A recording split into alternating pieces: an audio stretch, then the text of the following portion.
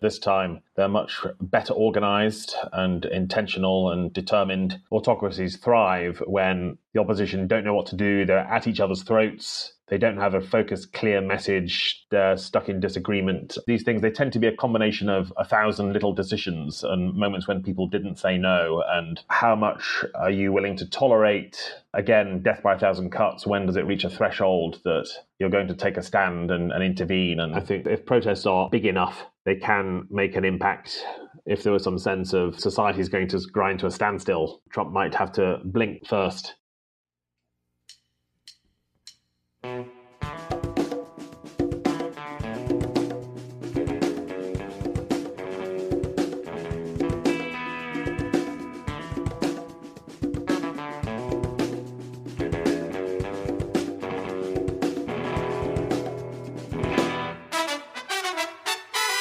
Welcome to episode 243 of the Refuse Fascism podcast, a podcast brought to you by volunteers with Refuse Fascism.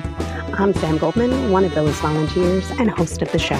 Refuse Fascism works to unite all who can be united, to join in mass nonviolent protest and resistance in the streets and throughout society, growing to include millions and refusing to stop until we create such a profound political crisis that Trump cannot impose his fascist program or even maintain his hold on power. I want to start off by thanking our patrons, our sustainers who make the show possible. Join our community today for as little as $2 a month at patreon.com/refusefascism. Thanks as well to everyone who shares the show, comments on our social media, everyone who buys our merch to support and spread the show. See the show notes to get your sticker packs, your beanies, your shirts. And of course, a special thank you to those who help the algorithms that help grow our audience by rating and reviewing the show on Apple Podcasts or your listening platform of choice. It boosts the show so much. After listening to today's show, please share your thoughts to help others find this resource. In today's show, we're sharing an interview with David Smith, The Guardian's Washington, D.C. bureau chief. This week, Refuse Fascism held protests demanding free Mahmoud Khalil ahead of his first hearing. Listen to Nadia Ben-Youssef with the Center for Constitutional Rights speaking at a protest in Honolulu. Next, I'd like to call up Nadia Ben-Youssef, Advocacy Director for the Center for Constitutional Rights based in New York City. Thank you. Yeah, the Center for Constitutional Rights is based in New York City. We're a national organization, but I'm here with my family. We've lived here since August, and I'm so grateful to be in community with you all. CCR is part of the legal team for Mahmoud Khalil, and so we've been working with him and his family to try to get him home. As you know, and as Cameron was saying, the children are ours. He's expecting his first child next month. We're trying to get him home. On Friday is a hearing in New Jersey, so we were able, I don't know if folks are following, it's kind of technical, but they're trying to disappear these students and trying to disappear dissidents. And this is a key hallmark of fascism. This is why you are here. This is why you are outraged. This is why it feels so unjust and so horrifying. And especially I'm looking at young people and students. I can feel both fear and immense bravery from you. Thank you for being here. Thank you all who are standing behind them. We have to stay brave. We have to stay brave. Do not give in to fear. They don't want you to speak up. They don't want you to show up. They don't want you to have, as Cameron's saying, just this tie of morality and of humanity that is making you speak up for Palestine.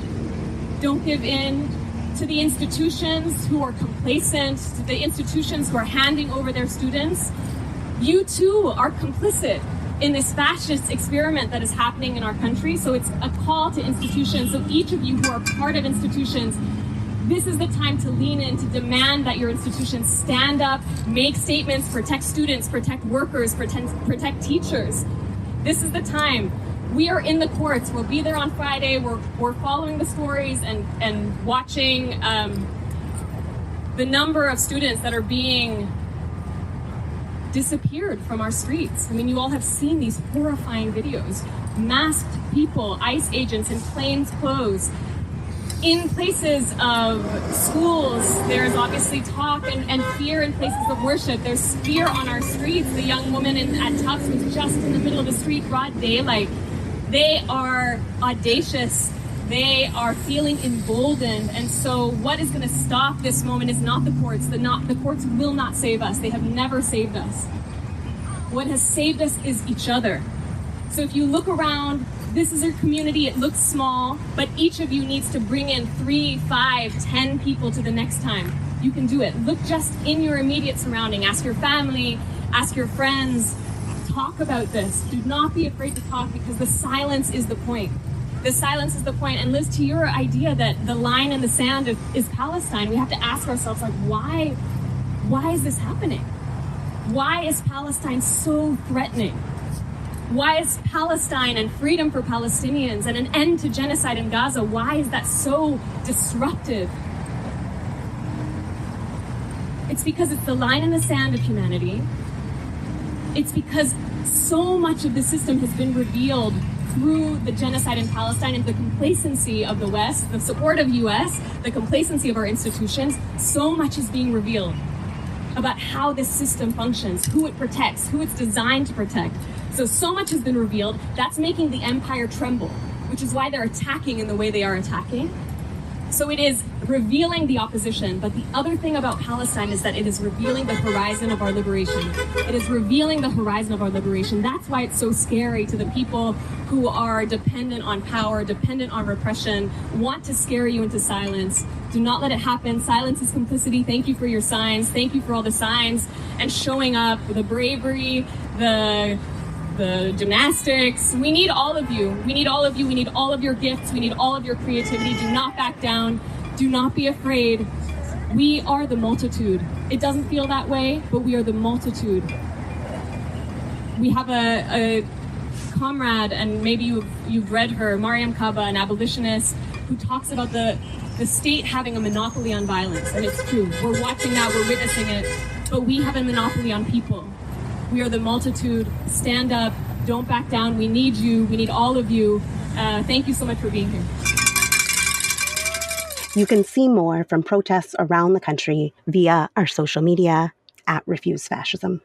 We were outside the courthouse in Newark, New Jersey, with other groups the day of Mahmoud Khalil's hearing. We brought the demand, the fascist Trump regime must go. In the name of humanity, we refuse to accept a fascist America, joining with others who were raising righteously the demand that Mahmoud Khalil must be freed now. So we want to share with you comments delivered by 2 of his lawyers, Daila Shamas, senior attorney with the Center for Constitutional Rights, and Sheza Abushi Dalal, staff attorney for the Clear Project, speaking to a crowd protesting outside the hearing this past Friday. Today in court, we argued to the court to just bring Mahmoud here, that the government should not be rewarded for moving people around from one place to another, from manipulating their power, from making it impossible to know where your loved one is, and impossible to try to do everything in our power to bring them out.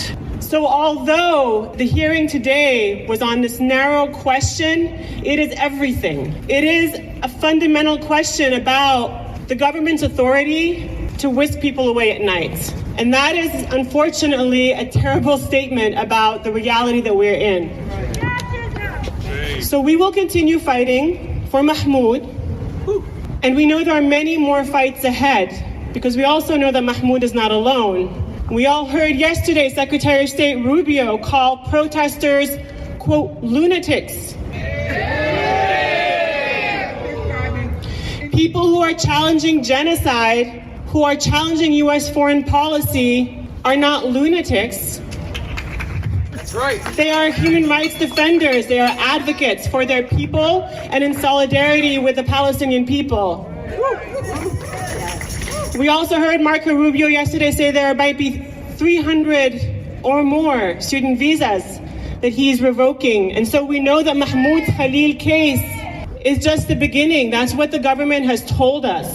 President Trump has said that this case is a blueprint, and we cannot stand for that. And we will continue fighting. And thank you all for being out here fighting alongside us. My name is Shaza Aboushi Dallal. I am an attorney with the Clear Project and one of Mahmoud Khalil's lawyers. Echoing Diala's gratitude for all of you mobilizing here today and making it clear that inside and outside of the courtroom, there are thousands of people who have Mahmoud's back, and the backs of all advocates for justice and all people like Mahmoud Khalil who stand for their people and stand for justice. I want to be clear about what happened in court today. We went in to discuss a specific issue, and that is the government has been, again, renewing the incredible argument that this court should not even be hearing Mahmoud's case, and that it's the wrong court to hear Mahmoud's case because the right court is the one in Louisiana where they whisked him 1,400 miles away in the middle of the night and away from his family and his community. And we're still waiting on a decision, is the long short of it.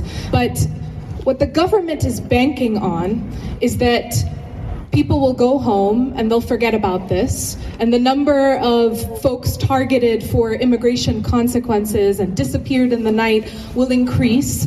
People will demobilize and they'll stop showing up for these folks. And so we have an obligation, you have an obligation to stand beside Mahmoud every step of this way.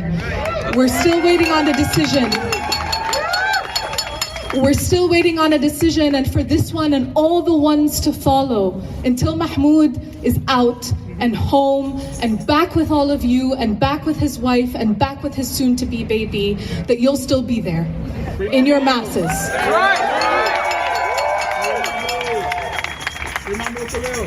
So thank you, and free Mahmoud Khalil.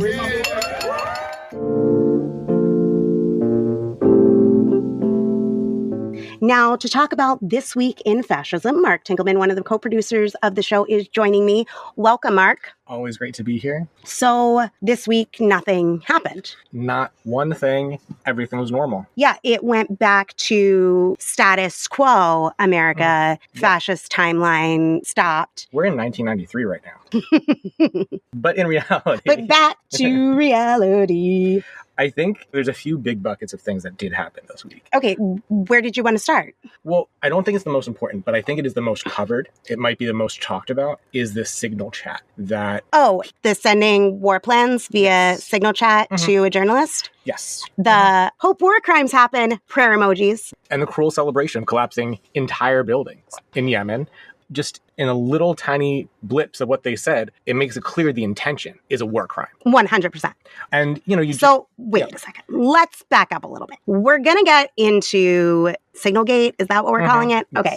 So we're going to get into Signalgate. But before we do that, I want to say something about the week overall. Okay. Is there anything that you would say that summarizes kind of what you feel we're observing? Last week, you know, on the show, we were zooming in on the attack on the rule of law, and that this was really a week that we were seeing that accelerate. And I'm wondering what you see defining this past week in terms of us understanding the fascist regime that we're confronted by, or if you want to speak to it in terms of resistance and whatnot. Well, I think big picture, this has been a week where the fascists are winning. They are driving their agenda ahead. There are numerous fronts where they have made advances and where they've consolidated and had people broadly normalize those advances. You know, last week, I think they sort of opened up some new fronts, and this week they really doubled down on those and made progress towards their agenda. I'm talking about there's just wholesale attack on the idea of immigration, on immigrants themselves, and including an attack on people specifically who speak up for their political views. That has taken off over the past few weeks, and they've really consolidated that, you know, with Marco Rubio saying that there's already 300 people who he has revoked student visas for, and the continuing abductions. One of them caught on camera, but all of them horrendous. So, you know, that's one front. On the law front, they have continued to attack law firms, and one more big law firm just totally capitulated to them. So there's that end. And on education, you've got not only now going after the universities, which they're continuing and doubling down on doing, but even going after the Smithsonian. The very idea of our understanding of the world I want to get into what the executive order specifically said about ideology, about, what were their words, improper, divisive, or anti-American ideology. That's what they're going after at the Smithsonian. So I think all of these things are really barreling forward. And I think that we should also talk about the resistance, but this is where we're at. This is a very real situation that is only getting more and more real every passing minute. Where did you want to dive in? Let's return to the Signal chat. Okay. There's what people know, the basics of what developed, and then there's what does it represent? The first thing is that it is a window into their criminal cruelty. You know, you really rarely get to see the personal celebration of straight up war crimes of murder. You also have the fact that they're having this conversation on Signal, and the conversation is set to have disappearing messages. This is obviously a wild violation of procedure of the way things are supposed to be. You've got the two ways that it's like, it's not wrong when we do it, where it's like, it's not wrong when we do it, Hillary's emails edition, where this is one of the core things that they made into their attacks on Hillary Clinton in the 2016 election. And also the whole idea that it's not incompetent when we do it because it's merit-based, because we're merit-based, because we've gotten rid of all of the DEI hires and now we're doing it right. At the same time, we're just fucking it up wildly. What I also wanted to get into with this is that it seems very clear that many Democratic leaders and the Republican opposition that has been exaggerated is squarely starting from, we need to be more efficient in murdering people around the globe. That's not where we should be.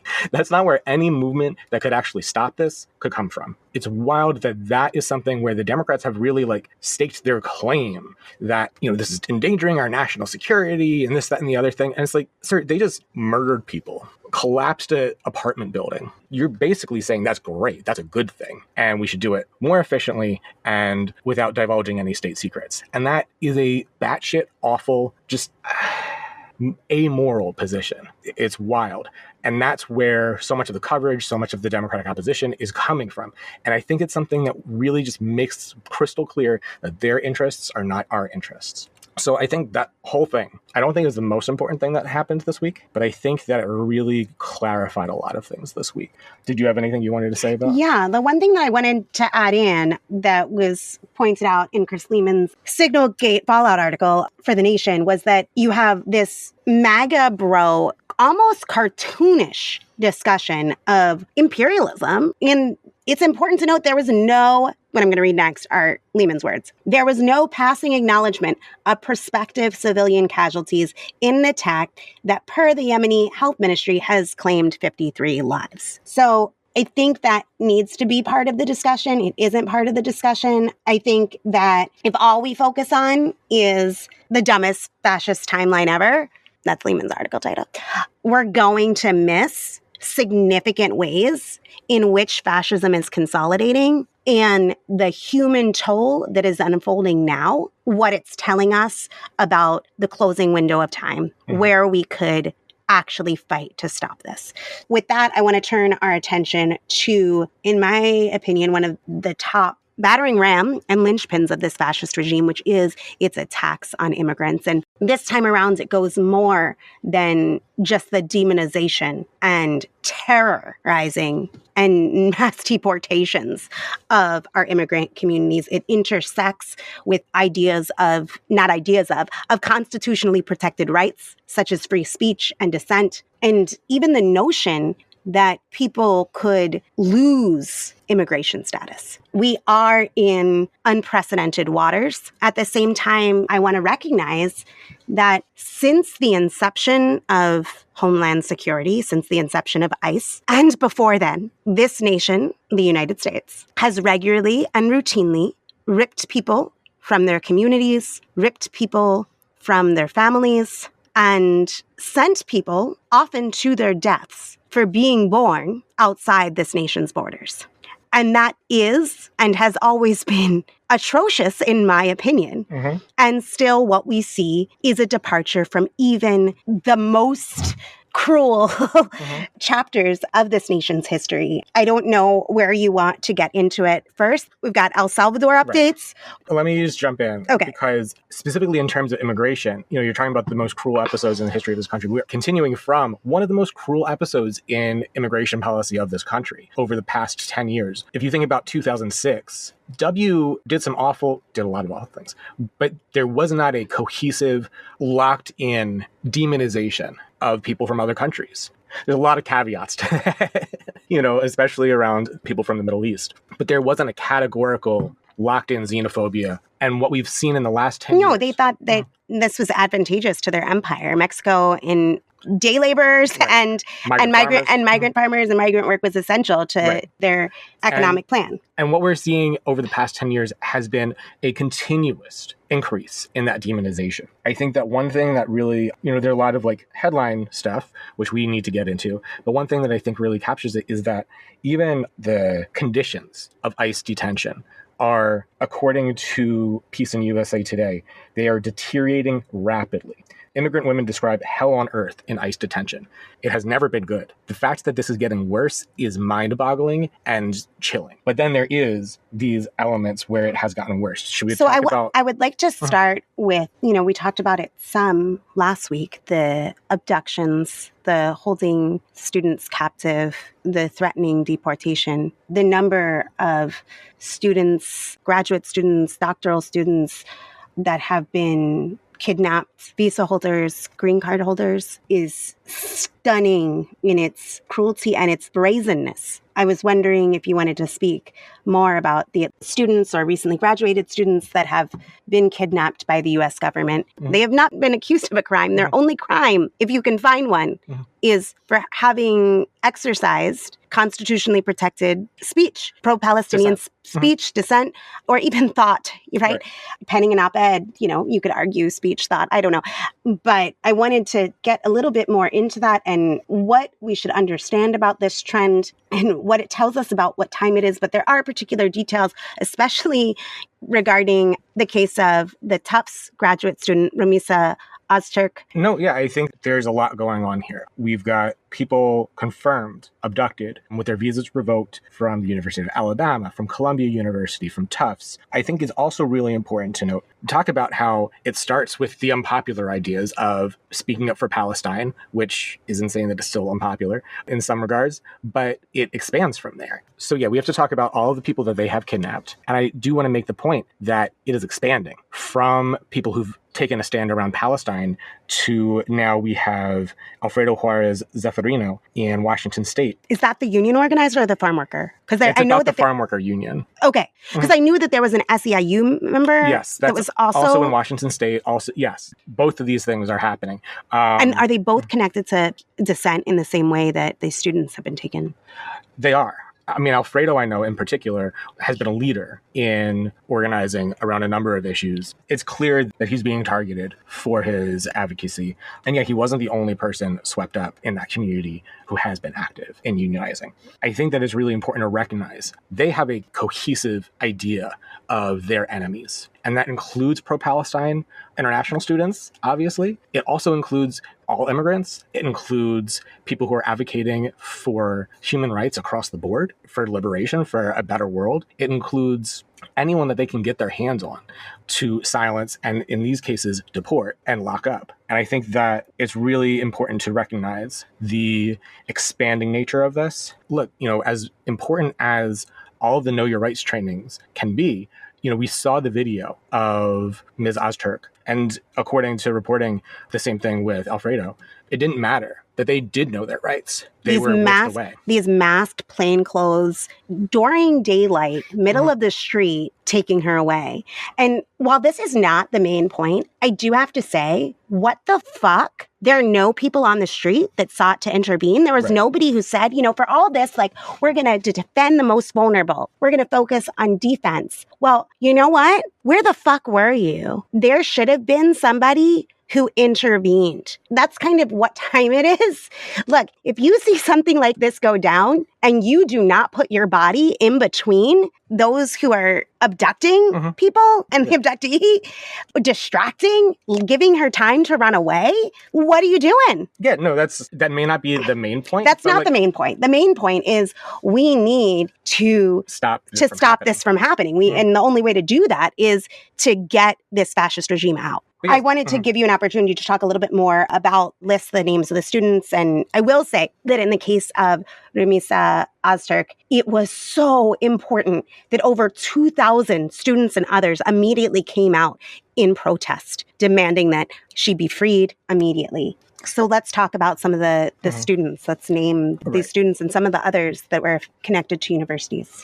We've got Mahmoud Khalil, who, was the first, and a lot of people have recognized what's happening here. He was recently graduated from Columbia, in Columbia housing, when ICE broke in and snatched him up. There's Alireza Durudi at the University of Alabama. There's Rumisa Ozturk from Tufts University. There's Yunseo Chung, who was also involved in the anti-genocide protests at Columbia, who is a green card holder who's been in the United States since she was 7. ICE is hunting her. A judge put out an order to stop that. That's where that's at right now. You've got Rasha Alaway, who was a doctor from Brown who's already been deported to Lebanon. Where they defied the court's order in deporting her. You've got Badr Khan Sori from Georgetown, who it seems that through detaining him, they're targeting his wife, who's a United States citizen, so they can't get her yet. There's Ranjani Srinivasan, who was also from Columbia University and self-deported, as they're saying, and Mamadou Tal from Cornell, PhD student, his visa revoked, and he's been snatched up off the street. These are the ones that we know about, that we know details about, and it is a truly horrifying situation. I mean, I don't know how else to say that. And the fact that so many people in the United States have sort of left them off the list of first they came for. We're in a situation where that needs to be broken through, where the fact that people are taking unpopular views, the fact that people are immigrants, it would be one thing and a horrible thing if only the fascists were targeting them, but the fact that so many people who aren't necessarily fascists have failed to rise up in response to that is something that we really need to work on immediately. Yeah, and I want to just return to some of the slogans that we had put out in mobilizing for protest this week to free Mahmoud Khalil. Now was stop the fascist attacks on the rights to free speech, dissent, and the rule of law. Stop the demonization, abduction, and deportation of all immigrants and refugees. In the name of humanity, we refuse to accept a fascist America. The fascist Trump regime must go. I mean, what we are seeing is, as we've said before, this leap towards the consolidation of a different kind of country, a fascist one, where the rule of law becomes moot when what is permissible to speak, to think, to do, to say, is it the say-so of Trump and his fascist henchmen? That must be our call to courage and defiance. And when the business of the government is bulldozing the rule of law and cementing a fascist order, there must be no business as usual.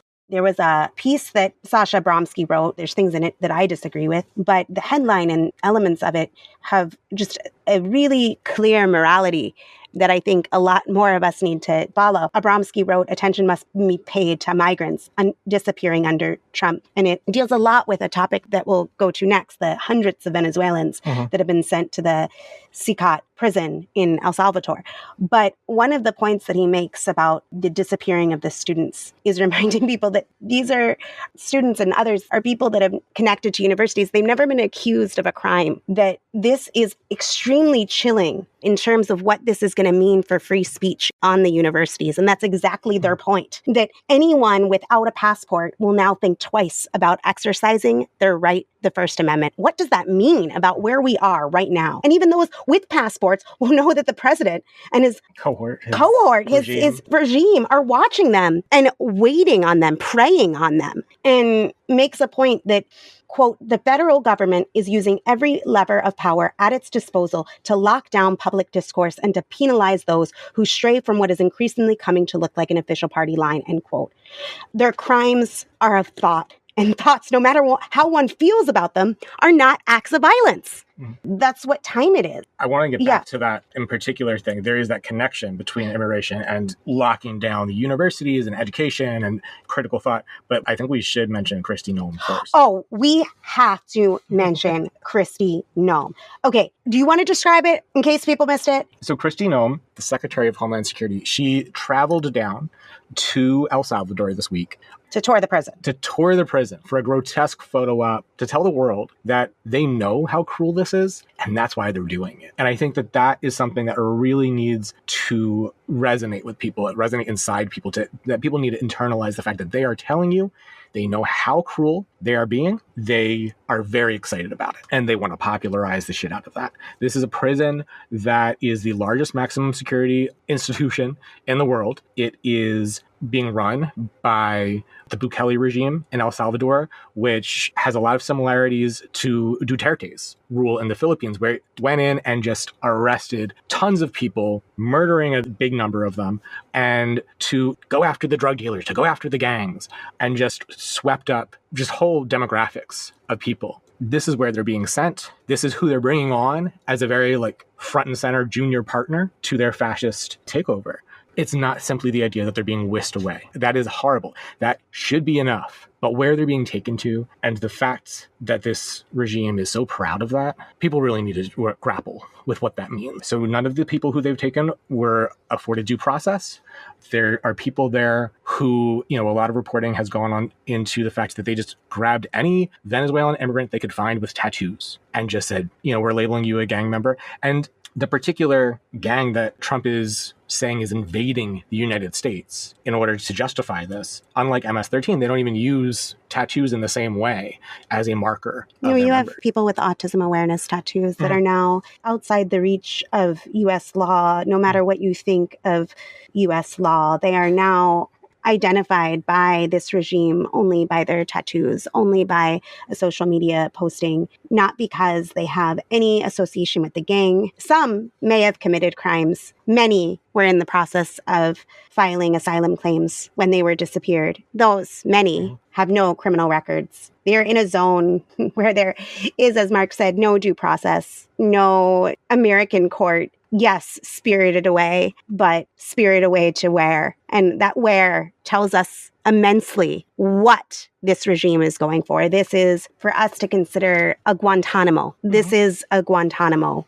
It's also or more. Huge redaction site. The George W. Bush. What was a counterterrorism? In the war on terror, they took people from one country and sent them to a third-party country where the rules of engagement were more lax, or where they could be hidden more easily, specifically so that they could be tortured, even beyond what the American torturers were doing at Guantanamo and in Abu Ghraib and across the world. That was for individuals. That was for dozens of people. This is already for hundreds. Yeah. And there's this echo of, in the same way that these students and others connected with the university have never been charged with a crime, my understanding is so too have these men that have been ripped away. I think it's worth repeating. When Noem did this fascist propaganda piece, standing in front of these shirtless, caged men, you had to think of concentration camps. You had to think Nazis standing in front of caged Jews. There was no leap there. It was in cells. It's a mass of people standing behind her. It was an exercise of the fascist aesthetic. It was, as Jeff Charlotte talks about in his piece that we'll link, and it was the erotic sadism. It was a celebration in all that is monstrous and putrid and cruel and fascism. And I think you watch her celebration, and if you come here, no matter how you come here, you could end here, is basically the message. And either we're going to stand by as lives are destroyed and the rule of law is eviscerated, or we're going to stand up and refuse fascism. And the question is, what will you do? We're going to talk more about this in a moment, but my answer is it needs to start on April 5th. It needs to start, sooner. But on April 5th, we need to see the largest protests against Trump and the regime. And there's going to be these hands-off protests. What needs to be heard at them is the demand the fascist Trump regime must go. And what needs to come out of them is a people committed not to coming out one protest and going back to their lives as normal, as this fascist machine doesn't only continue to hum, but gobbles up more and more lives. Needs to come out of it is a people that are organizing for protests to be as relentless, if not more, than the regime is. For us to be more committed to a future free of fascism than the fascists are committed to locking it into place and stealing the future. For there to be a force that coheres, for protests that grow in size and determination again and again and again, not stopping until this regime can't implement its program, yes, and even more so can't even maintain its hold on power. And I think that that is possible now. We saw these Tesla protests all over the country, hundreds of people. Hundreds of protests, thousands of people, die-ins, and people getting a certain aspect of what's at stake in terms of people's lives. But we got to get that it's fascism, people, and take it on and politically fight it to defeat it as a whole. There was one other thing that I wanted to speak to regarding the attack on immigrants. Mark, you mentioned at the beginning Rubio's plans to deport at least 300 students' visas who've been revoked due to their participation in protests, what he calls lunatics. Lunatics for caring about the lives of other people. I think I said it on last week's episode, but I want to say it again. It can't only be enlightened self-interest that compels us to fight. It can't only be because it's going to come for us next. Although that's true. It's going to come for everyone. It's already expanding. We should defend our Venezuelan siblings now. We should defend students under attack now. We should defend immigrants and asylum seekers and refugees and our trans siblings now, because their humanity depends on it. Not only because that violence is going to spread. And we need to change the scope of what people are willing to expect and willing to accept. And remember what's going to happen to our humanity if we don't fight for others. No matter how many people we decide are disposable, are subhuman, are justifiable in relentless threat and terror. Yeah, whose terror is justifiable. Yeah, it will not save your own skin, right? But it will degrade your humanity. Whatever future you think you will get, it will not be a just one. I just wanted to put that in the mix. There's a really worthwhile piece. Get ready to bawl if you're like me. It's by Keva Akbar in The Nation. It's titled, What Will You Do? And I could quote so much of it, but then you'd only hear my snot. And so I'm just going to read a part that I feel like is a good transition to what's next. I want to tell you powerlessness is an alibi, hopelessness too. I want to ask, what specifically are you going to do tomorrow, the next day? What's your I am Spartacus move to protect the more vulnerable, the targeted, the invisibled, the next on the list? I want to say, it's your turn now. Help. This is us asking you while we still can. A link to it's in the show notes.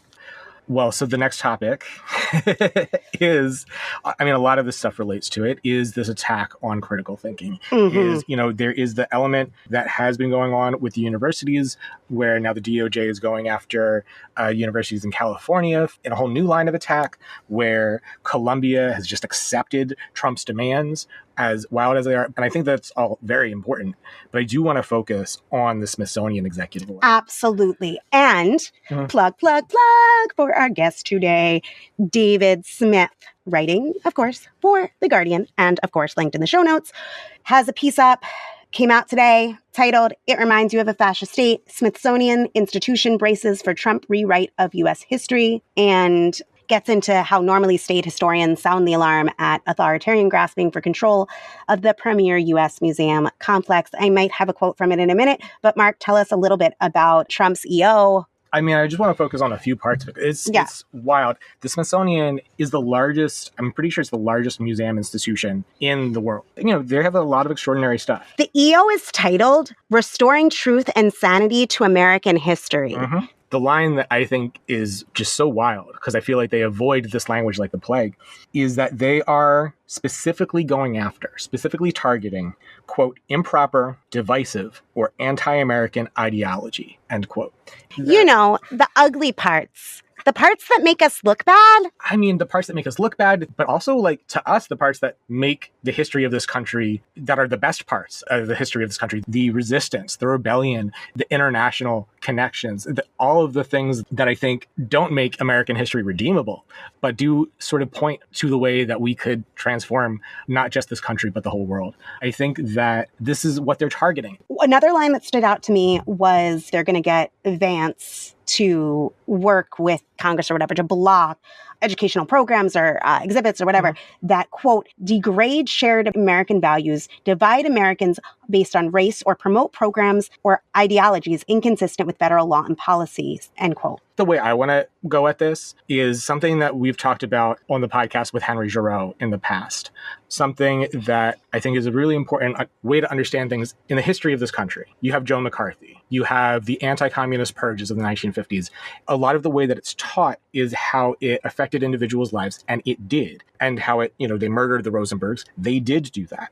But I do also think a huge part that is very under-recognized is that the goal of it was to put a wet blanket on the imagination of people in this country.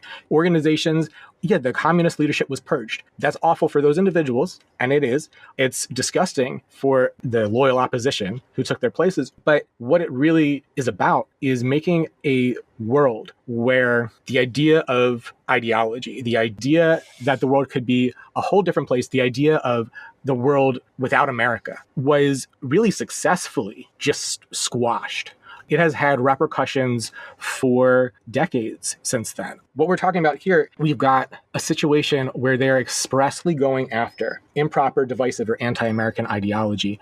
And so many people on our side are horrified, scared, won't touch ideology with a 100-foot pole. And this is something that they have laid the groundwork for. Joe McCarthy, that whole situation got ended. It was looked back on poorly, but they won. They won so much in terms of the imagination of the American people. And we have a situation where now, even when they're specifically going after ideology and enforcing their ideology very explicitly, we have a situation where people don't even know what that means, where people call it authoritarian without recognizing the actual political content.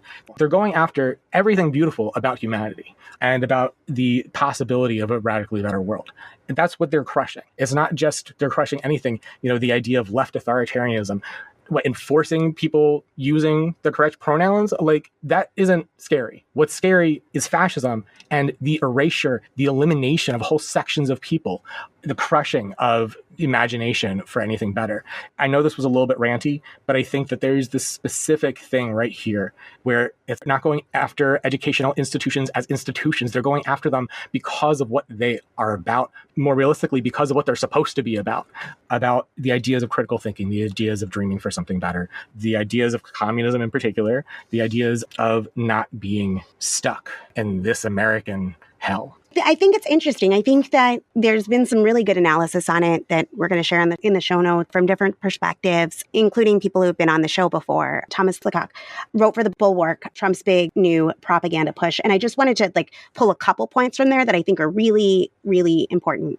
One, it is about the Smithsonian Institution. It is about the American Art Museum. It is about the 250th anniversary of the Declaration of Independence, but it's also so much more than that. This is part of a project of reframing what is America, what it is in the world, and what it seeks to be. This is essential to the fascist fight. Most people know that fascism, a key point of it is this mythic past. Mm-hmm. You can't have a mythic past and people have access to the truth. You can't have both.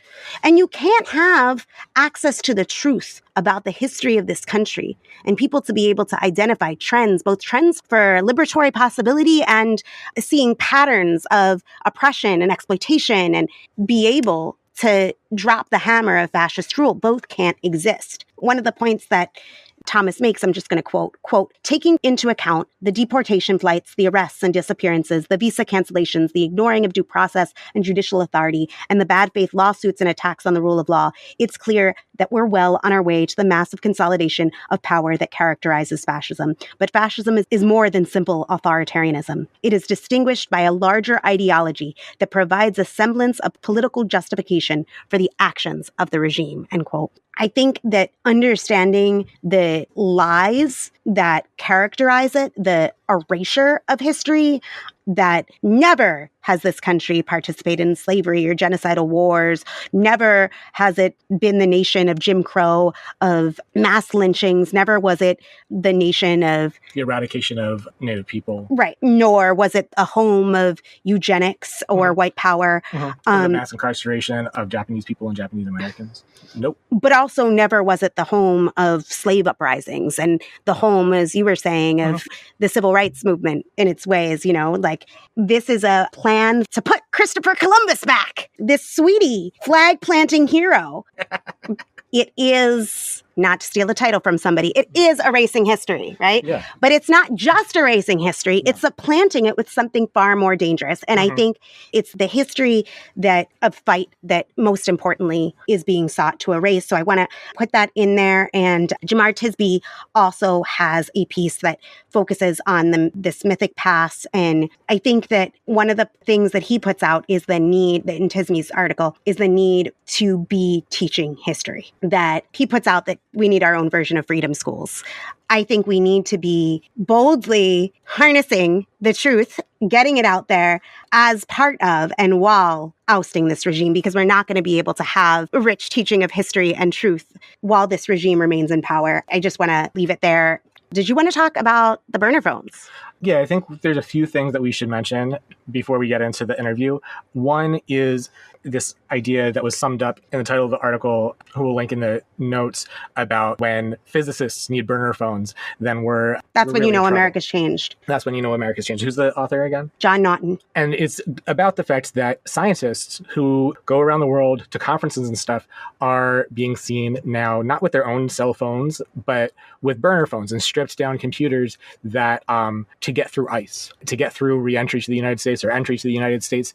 And the idea that people whose lives are devoted to understanding the world, even in things that are so far from directly applicable to politics as physics, are having to be, the fact that they're working with ideas at all means that they have to be that they're careful. targets of the regime. Yeah. And, the author, I will say, is positing that they need to be offered refuge by European nations because Europe isn't turning fascist at all.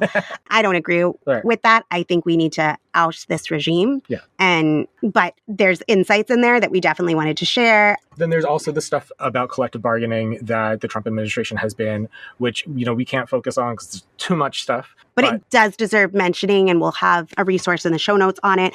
And I do think that it is going to compel a lot members of federal workers unions to be in the streets on April 5th at these hands-off protests. So I want to mention that. I wanted to mention before the interview that the tax on lawyers and the rule of law continues. Mike Johnson suggested eliminating federal courts after Trump's rulings got blocked, saying, we can eliminate an entire district court, when he was speaking to reporters, because, there's been at least 15 nationwide injunctions imposed by judges against EOs issued by Trump. And Johnson told the reporters, quote, we do have the authority over the federal courts, as you know. We can eliminate an entire district court. We have power of funding over the courts and all these other things. But desperate times call for desperate measures, and Congress is going to act. And this is the same Mike Johnson that was a lawyer for the Alliance Defending Freedom, which has been at the forefront of trying to ban abortion, of trying to erase trans people. So he's a lawyer, and these are courts that have actually gotten in his specific way in the past, and now he is taking this to the next level. This is something to really not underplay at all in terms of the battle that's sharpening between the judiciary and Trump. The American Bar Association has issued multiple statements criticizing attacks on judicial independence and the rule of law. Good, but fucking hit the streets. Yeah, they should be calling people into the streets, not issuing quote unquote strongly worded statements. Yeah. Other things related to law firms, we have another Craven capitulation brought to you by Skadden Arps. Was targeted by Trump. It is the number 5 richest law firm in the nation, and they're seeking a deal with Trump to avoid targeting in comparison to the $40 million in pro-managed services that Paul Weiss is offered. Skadden is offering $100 million worth of free in pro bono legal assistance. It's a settlement, and it is horrifying. And Skadden won't deny representation to clients from politically disenfranchised groups who have not historically received legal representation from major national law firms. which will include insisting members of the military, law enforcement, and so on and so on. Oh, so not oppressed people. No. But I will say that there was a member of the Skaden team that quit after that happened, which is worth noting. The ex-Skaden lawyer we mentioned previously, she's standing up, is Rachel Cohen, who's willing to forsake, her career based on her principles. We gave her a shout out last week. We just want to continue to mention that. On the other side, Elite Law Firm is setting up their own website, Stand Firm. Jenner stands firm because clients deserve fearless advocacy. They issue a statement that they're refusing to compromise their ability to advocate for clients and say that capitulating to unconstitutional government coercion is simply not in our DNA. I mean, that's cute and sweet and whatnot, but I don't, it's good. But I don't think that it's not in their DNA. It's that pressure is growing. There's starting to be some acts of courage from law firms and legal challenges to Trump as well on behalf of lawyers. And I think that's part of the atmosphere. But folks, an attack on a law firm should now be provoking responses from universities and media outlets. Yeah. An attack on a journalist needs to be met not just with legal actions from the bar, but massive protests in the streets. It's that dynamic where when not to just save these institutions, but to save humanity. I forget where I read it, but like how you raise the cost of fascism for the fascists. Right. Not by sitting by and waiting for the next group to be attacked, or waiting for the next lawyer to be attacked, or waiting for the next journalist to be attacked, or waiting for the next immigrant to be attacked, or we're recording this on the day before Trans Day of Visibility, I believe, not waiting for the next anti-trans bill to be released, but by forcing the fascists to fight on every front at once, not by battle after battle after battle, you coming and fighting each one, but by there being a relentless force that none of this can stand. That every time you try to advance your agenda, you are met with a people that are on the offensive saying the fascist Trump regime must go. And that each attack, instead of people be cowering and getting smaller and getting quieter, people are raising their voices louder and louder. And more sections of society are coming into motion. So I just wanted to put that out there. I wanted to thank you, Mark, for coming and helping us discuss some of this week's developments. For sharing our interview with David Smith, we want to share with you why you should join the Refuse Fascism contingent on Saturday, April 5th at the Hands Off protests in D.C. demanding the fascist Trump regime must go. So listen to Sansara Taylor break it down. Then sign up at bit.ly/all caps RFDCA5 or see the show notes to sign up to volunteer. I'll be there in case that adds any incentive to you weirdos, and have a listen. Be at the protests April 5th in DC and nationwide to tell Trump and Musk hands off. But let's also be honest. It is righteous, but it's not enough to protest for one day. It is righteous, but it is not enough to say hands off. The Trump fascist regime must be driven from power. That's why I'm calling on you to join the Refuse Fascism contingents at these protests to raise and spread the demand the Trump fascist regime must go. Because if this regime is allowed to stay in power, if the decent people of this country fall into waiting for the next election cycle, Trump and his MAGA fascists will continue to shatter the rule of law, to bulldoze the separation of powers, to kneecap anybody who stands in their way, and to try to terrorize the entire population into submission, all in the service of a program of open and aggressive white supremacy, male supremacy, hatred of LGBTQ people, genocidal xenophobia, and science-denying, climate-destroying Christian fascism. In the name of humanity, we cannot allow that. The lesson of Nazi Germany is fascism must be defeated. It must be driven from power before it can consolidate. We are in a race against time. So it is a very good thing that 5051 and Indivisible called these protests on April 5th. And we should be there. Everybody should be there. But with your help, Joining with Refuse Fascism in these contingents and raising this demand, we can make April 5th a turning point in bringing forward the kind of understanding, determination, and organization necessary to lead millions to rise up and drive this fascist regime from power. So DM us today at Refuse Fascism. Get involved. Take up this message and this mission. Let's make this happen. Then on April 6th, that's a Sunday at 11 a.m., we will be having an emergency meeting at Busboys and Poets, which is located at 14th and B Street in Washington, D.C. And I'll be there too. We'll be talking about what we confront, what's needed, and really, how do we mobilize? How do we galvanize the millions that it's going to take to drive this regime from power? I want to see you there. With that, here is David Smith, my conversation with him.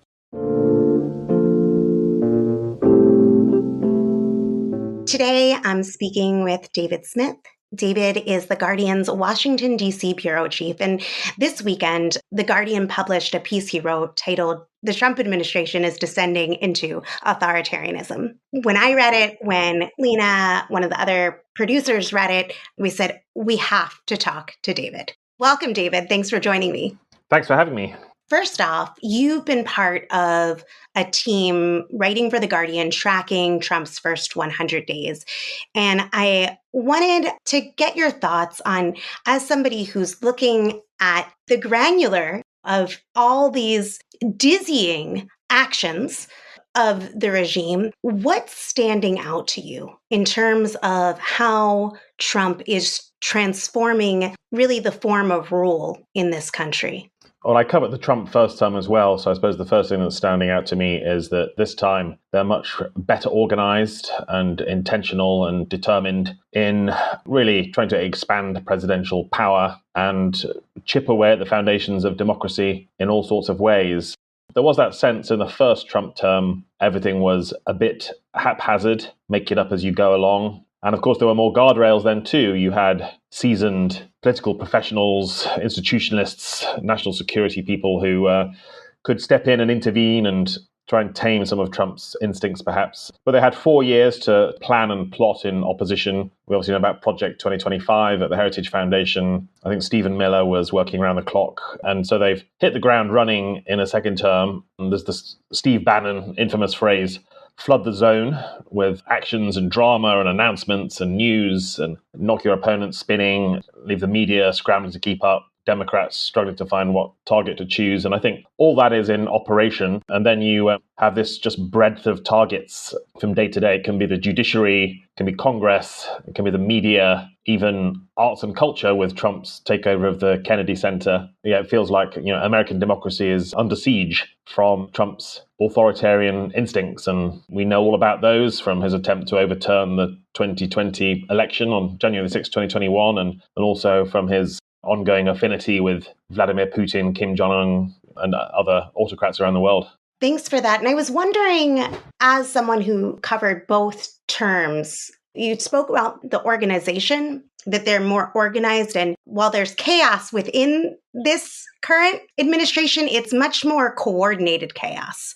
Is there anything else that strikes you as different this time? Last year during the election campaign, Democrats and journalists and others said a lot about how Donald Trump poses a fundamental existential threat to democracy. And certainly when Trump won, I was among many journalists who wrote those articles predicting what the second term would be like. And certainly there was the view that it would be more organized and have fewer guardrails. The administration would be packed with loyalists and so on. And much of that has come to pass. I would say two things in particular surprise me about Trump 2.0 that very few predicted. One is Trump's new global ambition, his American expansionism. I mean, who on earth thought that we'd be talking about buying Greenland, seizing the Panama Canal, turning Canada into the 51st state, redeveloping Gaza as a Las Vegas-style resort, and so on. Early on, all of that was dismissed as just Trump chatter and maybe distraction, but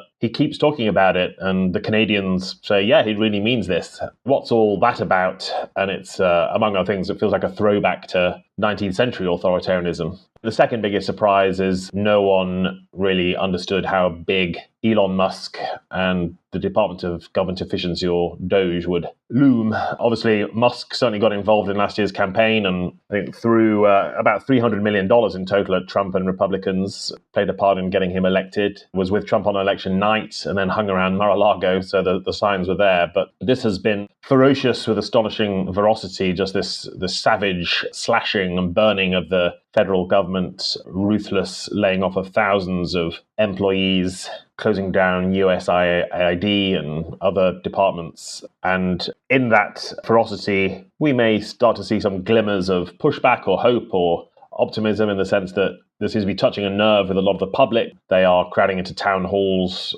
raucously protesting, demanding that their members of Congress do more. It's also been an interesting test of the courts, because judges have opposed a lot of what DOGE is doing and some other things from the Trump administration. No doubt we'll talk about that later, but there is that sense of the courts as the last line of defense, and they have been handing some defeats to Trump and Musk so far. I definitely want to get back to that last part, but I do want to put a pin in it now so that I don't forget what you were saying about, look, they have lost a lot of court cases. It wouldn't be right to say otherwise. At the same time, now because he's losing, we see an escalation of his assault on the rule of law. Just overt threatening of judges, asking Roberts to intervene, just truly what would a few years ago be just completely insane for someone to say that a president would do this. Now it's like just another day in Trump land. So I do want to go back to that. But what struck me in what you were saying was about the global vision of this Trump project and how reticent people were to acknowledge the seriousness of his claims early on. And I'm thinking that Trump's movement, the MAGA movement, as much as there's the America part of America First, it is more than just a domestic project. It's connected to, if you want to call it far right, authoritarian, I call them fascist forces worldwide. How do you see these transnational ties influencing this regime's governance model and strategy? Oh, yeah, it's a big factor, I think. And some would argue they've been working on this for decades. And a key figure is Steve Bannon, former White House chief strategist, longtime advisor to Trump, who in recent years has been busy traveling to Italy and other countries in Europe, making these connections with, Nigel Farage in Britain and others and so on, joining the dots, really, in a unified enterprise. I think possibly the most significant example in this conversation is Viktor Orban in Hungary, who has really presided over death by a thousand cuts of democracy. It's not the old-fashioned soldiers marching in the streets or frog marching and some kind of military coup and a sudden lurch to dictatorship. It's that much overused analogy now of the slow boiling frog.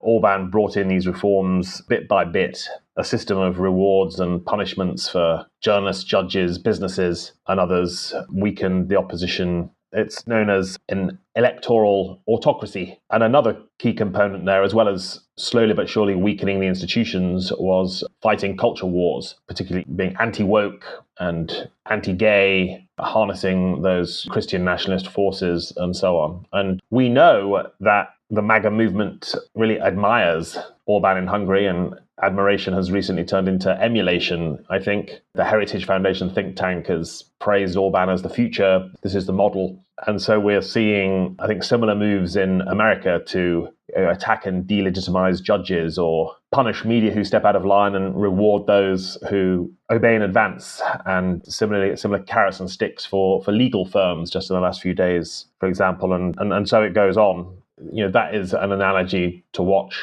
That said, I suspect in some ways Viktor Orban is probably a little envious of the speed with which Trump is moving. It took Orban years. Some of these things are happening in days and weeks. And so there are moments when perhaps it's even more reminiscent of Vladimir Putin's Russia.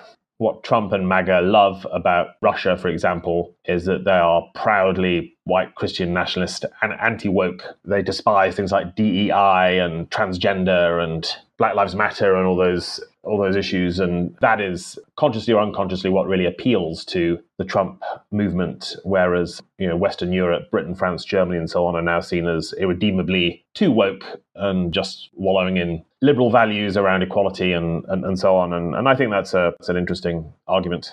I think it's very consistent with fascist projects, whether in Europe or in Latin America or elsewhere. They are always revanchist movements. They are always, this section has gotten too many rights. They've been deemed too human. We have to knock them down a peg. We have to reassert our place. And I think that that's definitely true with this regime fomenting and relying on xenophobia, white supremacy, patriarchy to dominate and consolidate power. From the start, the Trump slogan, Make America Great Again, it's all been about nostalgia. I think it's been about restoring this idealized vision in their minds of 1950s suburban America with perfectly clipped lawns and white picket fences, and the housewife kisses her husband on the cheek as he goes off to work with his suit and briefcase. And that's when America was great in their view. And Trump appeals to that. And now, according to that vision, it's been corrupted by immigrants above all. And then, these crazy left-wingers with all their ideas. And, those good working people who built America are losing out. And Trump, his evil genius was to fuse economic frustration with the fragility of the lower middle class and deindustrialization with that appeal to base instincts around racism and xenophobia. Absolutely. In your piece, you wrote, quote, eviscerating the federal government and subjugating Congress, defying court orders and delegitimizing judges, deporting immigrants and arresting protesters without due process, chilling free speech at universities and cultural institutions, cowing news outlets with divide and rule, add a right-wing media ecosystem manufacturing consent and obeyance in advance, along with a weak and divided opposition offering feeble resistance, join all the dots, critics say, and America is sleepwalking into authoritarianism, end quote.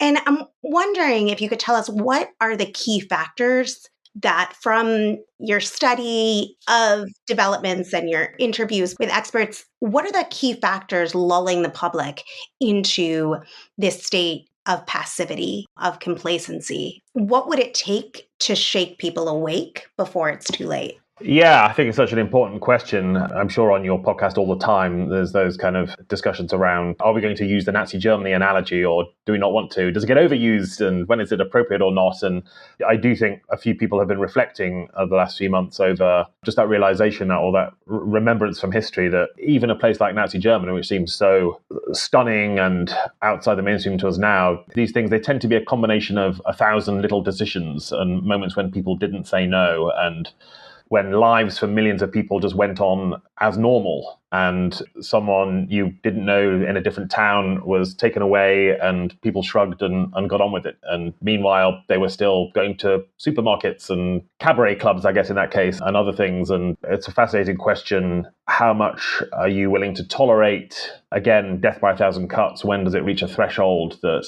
you're going to take a stand and intervene and look at your government and say, this is no longer democratic, this is hurting many people? And it's interesting to think about what complacency there may have been among many sections of the German population in the 1930s. It is a central question here. You quoted from my article. The next paragraph, I got a comment from Tara Setmeyer, former Republican communications director. She says the biggest danger of the moment we're in now is the normalization of it. And she was pointing out that a recent opinion poll, Donald Trump still has 47% approval rating, which is the highest he's ever had. It's higher than his first term. It's certainly higher than Joe Biden was towards the end. Clearly, it's still not half. I mean, it's still not great, but in these divided times, he's not doing bad, and he's certainly scoring well on immigration. Interestingly, less well on the economy. So I think it's definitely a crucial part of this. Maybe the central part is, are millions of people actually fine with all this? Or at the very least, are they just kind of tuned out, not knowing and not caring? As ever, the answer is complicated and nuanced. There are millions of people who voted for Trump, who certainly approve of what he's doing, say, with border security. Many of them, of course, are consuming right-wing media. There's a whole ecosystem there. Sometimes it's surprising and interesting when you talk to a Trump supporter who's only ever tuned into Fox News and some of the right-wing podcasts, and you give them a dose of reality, and they literally never knew what happened on January the 6th, or are taken by surprise by other things. So I think the warping of the message, the disinformation, the propaganda explains at least some of the public reaction. I think also this time there are Democrats who are very down and deflated. There was the idea that the concept that Trump could win a second time was bad enough. The idea that he actually won the national popular vote also was a blow to the solar plexus for some people. Feel like more of a legitimate case for this really is what the people want. And I just know from my own personal experience, there are some of those Democrats who are still saying, I can't do it anymore. I gave it my all. It's been 10 years of this. I'm sick of it. I'm tuning out. You fight this one. I'm done. If that's what people want, then let them find out what's going to happen. But I'm sitting it out this time. But just to add on a more optimistic note, again, one cannot generalize because, there's other polls that show Trump very unpopular on certain things. And we know the town halls, the campaign rallies that Senator Bernie Sanders and Congresswoman Alexandria Ocasio-Cortez have just been holding in the last week or so. They're getting high turnouts, thousands of people horrified by what's going on, angry. To go back to those analogies from Europe in the 30s, they are taking a stand. They want to say, not in my name. They want to do something about it. We will see now how that manifests itself and what the resistance looks like and whether that feeds into the midterm elections next year. I think that gave me two thoughts. One, I think it's not that I'm not concerned about the 47% that looks at these horrors and says, yes, more please. It's not that I don't care about them, but I'm much more concerned personally about the 53% that don't support this and yet are passive anyway. Now, I know that that's not true for all 53%. There's people, as you said, who are showing up at town hall meetings, who are going to the Tesla takedown protests, who are doing things. So I want to acknowledge that. But it is a question that keeps me up at night of how do you move those 53% who deeply are revulsed by Trump and everything he does, but aren't seeing the need for their action. That was one thing. And then you had mentioned the midterms and the crowds that have come out to Bernie. And I definitely think those crowds do represent what you're saying about people wanting to take a stand, people wanting to have a way to express their opposition. I don't know what things are going to look like in a year, and the speed that they are able to go forward now deeply, deeply concerns me about the ability, if we wait till then, compounded with if Orban's the model that these guys are going for, they see elections as moot. It's just a formality. Those are just some things that I think about at night instead of sleeping, which would help me think more if I was able to sleep. I agree. That's the sort of the Armageddon we all fear, isn't it? That thank goodness there is a system in place that however down and despairing you are, there's always another election just around the corner. And certainly that was Barack Obama's message, for example, in 2016 after Trump won. You pick yourself up, dust yourself down and, get going again for the next poll. And right now, Republicans control the White House, the House of Representatives, the Senate, the Supreme Court. It all looks pretty hopeless. But if you're a Democrat, you think to yourself, well, literally next year, there are midterms and we can start clawing this back. But you're absolutely right. If that goes away, the world really is in trouble. If elections are not free and fair, if they're tilted in some way. And again, I covered many fragile democracies in Africa when I was the Africa correspondent of The Guardian for 6 years. And most countries do have something they call elections. Even Russia, of course, has an election where Putin normally wins 90-odd%. Hungary has elections and they all love having this fig leaf, being able to say, hey, we're a multi-party democracy and yeah, people turn up to vote all the time and so on. And yet we know how loaded and tilted it is and how impossible for opposition parties. And I certainly share that as possibly the biggest fear of all, that if that happened in America, where with a combination of gerrymandering and intimidation of election officials and not to mention control of the information space through X and podcasts and so on, then if it was tilted in such a way that Democrats were locked out, that would be deeply troubling. And just thinking, one example, Zimbabwe, where I used to travel a lot, the elections, they were never free and fair, even though they were claimed to be. And just one tool that the government had was that, as usual, whereas the big cities were hubs of liberalism and democratic opposition, the rural areas, again, the people less engaged in politics, they were just fed a constant diet of state propaganda. Radio, for example, was important there, and they would always tend to sort of vote for the right-wing government party. Sad to see anything remotely similar in the US. In one point in your article, you bring up that Trump promised to be a dictator only on day one, and that you pose that the question is whether the warnings went far enough. And I'm wondering, as a journalist, what do you wish the warnings were? And now as a journalist, what do you wish the media was doing? As I said at the beginning, I think certainly if you looked for it, then there were some pretty decent warnings during the election. I mean, and again, forgive me for a second time going on a sort of nostalgia trip to the 2016 campaign, but there was a lot of criticism of the media then, and perhaps rightly so in some quarters, TV cameras trained on Trump's lectern and all that. But I maintain that I think the newspapers, especially, such as the New York Times, Washington Post, did a pretty good job in the 2016 campaign, sort of telling the public who Donald Trump was. And just one example was, the Washington Post got that great story on the Access Hollywood tape with Trump boasting about grabbing women's genitals. And yet people voted for him anyway, and that's their right. But a lot was exposed about Trump even before the 2016 election. And similarly, in 2024, certainly the Democrats, their convention, and Joe Biden, Kamala Harris in their speeches, I mean, they did remind people this was the instigator of January the 6th and all his other flaws, and many media articles were written to that extent. But I would say what's happening and where Republicans have made gains and been smart is just the changing landscape of the media. Because to answer your question, I think the New York Times, I mean, less so the Washington Post under their ownership, but certainly MSNBC, I would inevitably say The Guardian and others have been very powerfully warning Donald Trump as an authoritarian before, during, and after the election.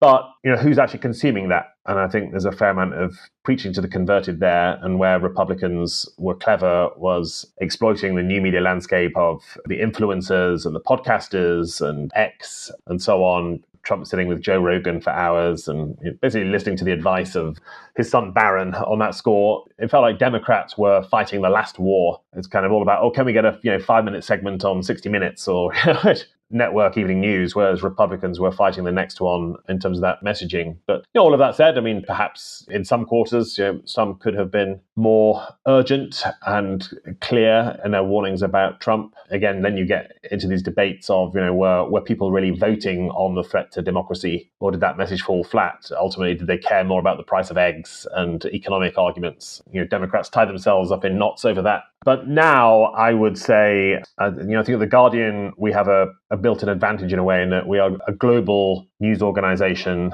We're trying to explain United States politics not only to our many American readers, and we like to point out these days we have more readers in the US than the Wall Street Journal, but also a global audience, millions of people around the world. How do you make all of this interesting to a guy sitting in a cafe in Berlin or Johannesburg or Sydney or anywhere else? So it really lends itself to taking that step back, looking at the big picture and asking what on earth is going on in America right now. And as you saw in that article I wrote, trying to do, sort of join some of those dots and say, you can't just look at the attack in judiciary in isolation. You have to remember what happened with the media and the presidential press pool, or what happened with rule of law and various other things. I suppose that's my way of, without being critical of anybody, there are certain US media outlets that perhaps could do a bit more of that. The Associated Press, to their credit, also did an article around the same time as mine about the Orbanization of America, sort of looking at those Viktor Orban parallels. I'm sure the Times and the Post have done it over the years and will again. But this is exactly the same problem that the British press have covering British politics. There's always that danger that you become very granular and sucked into the details and cover it a bit like a sporting contest. Who's up, who's down. So let's say this absolutely outrageous case of the attempted deportation of Mahmoud Khalil, a Palestinian student activist. He's still in detention, having broken no law. Again, one of those examples of, when are people going to speak up? I mean, are we really fine with this? A case like that, probably a temptation for some political journalists to view it through the lens of, how is this going to affect Donald Trump in the polls? And what does this mean for election results? And in that sort of sporting way, I would just always make the plea for remember the human stories, remember the human rights stories, and look at it in that global context of what does this mean for America's standing in the world and its relationship with other countries and some of those links with other countries we've been talking about. Yeah, and what does it mean for the rights that this country so proudly declares and says that make it so unique and better than the rest of the world?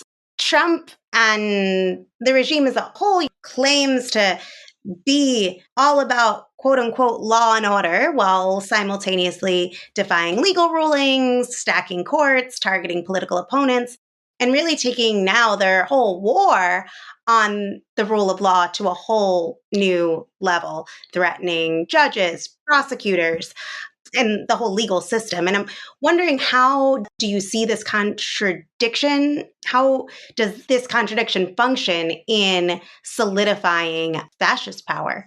Possibly the biggest contradiction out there, isn't it? Because let's remember the current president of the United States is a convicted criminal after that case in New York last year. He also had the 3 other cases against him as well, which he managed to make go away. And yet, since he first ran for office, he's been using the Richard Nixon playbook from the 1960s of we are the party of law and order.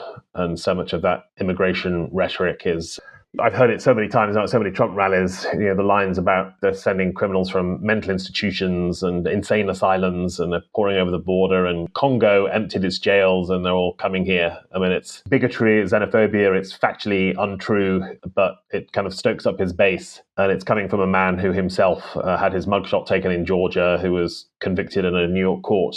That article of mine you're citing, that article began just sort of talking about him visiting the Department of Justice a couple of weeks ago and calling media organizations illegal and blurring all the boundaries and crowing. I mean, a couple of things that are going on in terms of how it empowers him. This is one of the biggest motivations for the Trump base. Again, what we're talking about, the nostalgia for a lost America that never really existed, but 1950s peace and serenity means we don't want crime and we want to stamp out the criminals and back police against Black Lives Matter protesters and so on. And there are plenty of conservative people who favor that, and we get into all those distortions where people think the crime rate is far higher than it is, and they ignore the fact that crime statistically came down under Biden. But the way social media and smartphones and media works now, that if there's one incident sort of anywhere near your neighborhood, you think the entire place is overrun with crime, and Trump exploits those fears. He's obviously merged it with immigration and illegal immigration to demonize Venezuelan gangs, for example, and others as perpetrators of this crime. So, I mean, it's all a huge motivating impulse for Trump voters. And again, when I go to the rallies, that's classic authoritarian playbook stuff of, demonize the other, find a scapegoat that everybody can boo and jeer, and, they're not like us. And all my frustrations that have built up over the day, in fact, over my whole lifetime, I'm going to pour out venomously, sort of targeting these people who are sort of ruining our society. We've seen all that before. The contradiction, nobody seems to know or care. Trump is a cult of personality. He seems to get a free pass on a lot of this stuff. And we've seen that with evangelical Christians who don't care that he's broken pretty much all 10 commandments by now. But they like the sort of mythical nature, the complication of this kind of imperfect messenger, this imperfect vessel. But let's not forget also, Trump has been very effective in delegitimizing his own crimes and alleged crimes and those of his allies. Peter Navarro went to jail, Steve Bannon went to jail, and so on. Again, relentless in describing these things as a hoax, as a deep state persecution. He now routinely just says the Russia hoax, as if to suggest we all know it was a hoax, that we all know the Russia thing was nonsense, which is absolutely not the case. There was plenty to go out there. And says of his own prosecutions over the past year or so, it was Joe Biden and the deep state targeting me. Where he's politically smart and very powerful and effective is somehow he merges that with the grievance of his voters. You hear him say things like, I am your retribution. They're out to get you, and it's only me standing in the way. He has found a way to tap into people's unconscious so that if your life is pretty rough, maybe you're divorced or you're working 3 jobs, or you have all these frustrations about some other person got the job instead of me, or life has been tough, somehow he's made those people identify with him as, I'm a victim too. The Justice Department came after me and I understand your grievance. I feel your pain. And that has been very mobilizing for him. I'm wondering, as we move to close our conversation, based on your coverage, your interviews with experts, your own personal thoughts, based on all of that, what do you foresee in terms of ways that this, as you call it, authoritarianism could be knocked off its tracks? Are there effective models that you think people can look to, particular actions people should or could take to alter this trajectory towards a more just direction? First, just one other thing I'd like to mention that I think is important is Trump's love of sadistic spectacle and how we're seeing videos of It's disgusting. alleged Venezuelan gang members getting marched around. It's disgusting, yeah. It is sadism. It is the clanking of the chains that people would derive pleasure from. I forget, was it Natasha Leonard who wrote about it as like ASMR, torture ASMR or something like that. Yeah. And again, at some of the Trump events and rallies, there are these big photos of alleged gang members who were all supposed to boo and jeer and regard as this sinister, evil other, this kind of insidious presence in society. Incredible sort of appeal to base human instincts. And on a related note, I mean, among other things, I've been following what's going on at the John F. Kennedy Center for the Performing Arts, which was another surprise of the Trump second term. And Trump suddenly taking that over, firing the chairman and president, appointing himself chairman and one of his lackeys as president. And again, we're talking about authoritarianism. That feels like an Orban-esque move to try and dominate the arts and culture space around messaging, around chilling free speech. On that point, lots going on at the universities as well. But in terms of how do we get out of this, the article that you've been citing today, at the very end, I interviewed Norm Eisen, who's a lawyer, and he's got an organization called State Democracy Defenders Action, and he's leading some of these lawsuits against the Trump administration. And he asked, will we go the way of Brazil, Poland, Czech Republic, all of which pushed out autocratic regimes in recent years? Or will we go the way of Hungary and Turkey, which failed to oust autocrats? It's a reminder, this is an active battle, and it could go either way. That nothing is inevitable, and it does depend on human actions. I also think of an example from the Trump first term when family separations were happening at the border, children being taken away from their parents, which some of whom have still not been reunited to this day. That was a moment that prompted thousands of people to take to the streets. There were protests overseas as well. And Trump actually did back down. He held an event where he signed an executive order saying that this must stop. I think if protests are big enough, they can make an impact. If there was some sense of society is going to grind to a standstill, Trump might have to blink first. Donald Trump's fatal flaw is his own incompetence. It's always a combination with him, malevolence versus incompetence. You always wonder which has the upper hand. And on the day that we're recording this, it's just been revealed, his defense secretary mistakenly included a journalist in some top secret war plans in Yemen. So do not underestimate Trump's ability to self-destruct and bring himself down here. Definitely, there is hope. I believe that there's hope. Absolutely. I believe that it is still true that there are more people who stand on the side of humanity than they do stand on the side of fascism. But they need to act, and they need to act quickly. And while we shouldn't understate his ability towards incompetence, we shouldn't overstate it either, which I think was an error that a lot of people made last term that we can't do this time, where they were like, oh, he'll just self-destruct. Oh, he's failing. Look, he's failing now. Look, he's failing now. I don't think that we can put the future of humanity and life on the planet. I wouldn't want to make that bet. And this time around, he's got people who are very competent surrounding him. I think that what you were saying about all the things that we can do and the difference that it can make is really important to hold on to and remember. You were talking about family separation. And I was also thinking about what difference it made when the Muslim ban first came down and people flooded the airports. He wasn't able to get it through right away. What was it? 3-4 times it took before it stuck? It shouldn't have stuck at all, to be clear. But we should be impediments to everything. We need a situation, as you were saying, where things grind to a halt so that he can't implement these policies and advance his program. Can I just also say, I think a crucial part of this is the Democratic Party, because the latest thinking around these issues, it was partly the attacks on judges and the judiciary, but also in the wake of Senator Chuck Schumer's decision to avoid a government shutdown and vote through the Republican budget, just this feeling of, oh yeah, there's a really weak and divided and leaderless opposition here. And again, what we see around the world is that is very fertile soil for authoritarians. autocracies thrive when the opposition don't know what to do. They're at each other's throats. They don't have a focused, clear message.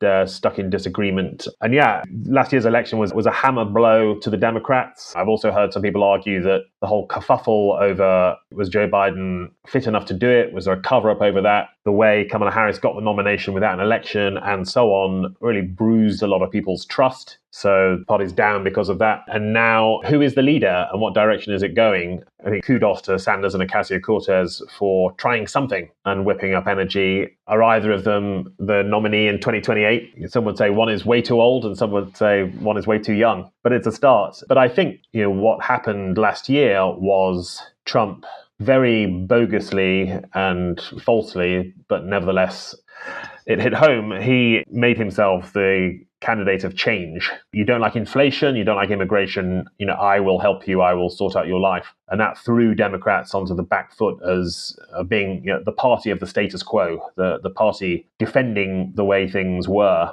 Jon Stewart is very good on this. The status quo has never been very good, and certainly not in recent years. The status quo means you might not have health insurance, or if you do, it costs a fortune, and education is flawed in many ways, and all the other problems of people's everyday lives. And it may no longer be enough for the Democratic Party to say, we're going to go back to normal, we're going to restore the status quo, we're going to try and go back to some pre-Trump era. People are sick of that, dissatisfied with that. They want a bold new vision.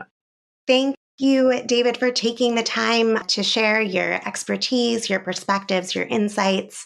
We are going to link to your author page on The Guardian, along with the particular article that we discussed. Is there any other places that you want to direct people to read more of your work or connect with you? TheGuardian.com is always a great place to start as we try to grapple with this very alarming historical moment. We'll definitely do that. Thank you so much. And it was so great to meet you. Thank you. Great to meet you.